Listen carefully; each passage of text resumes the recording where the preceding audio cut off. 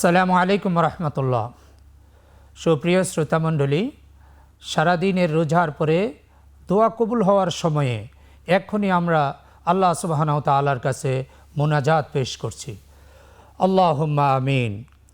রব্বানা যালামনা আনফুসানা ওয়া ইল্লাম তাগফির লানা ওয়া তারহামনা লানাকুনান্না মিনাল খাসিরিন। রব্বিরহামহুমা কামা রব্বায়ানি সগীরা। রব্বানা লা তুযিগ কুলুবানা বা'দা ইয হাদাইতানা ওয়া হাব লানা মিন লাদুনকা রাহমা ইন্নাকা আনতাল ওয়াহ্হাব।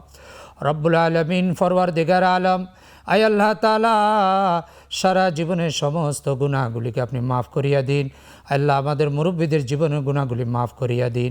আল্লাহ, এই দেশের মাটি মানুষের জন্য আপনার খাস রহমত কামনা করছি।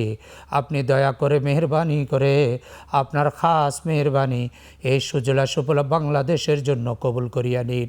আয় আল্লাহ, আপনার রসুলের রওজা মুবারকে সালাত ও সালাম পেশ করে দিন। আল্লাহ, আপনার রসুলের সুপারিশ আমাদের জন্য আপনি কবুল করিয়া নিন। আপনি আমাদের সকল কল্যাণের ব্যবস্থা করিয়া দিন।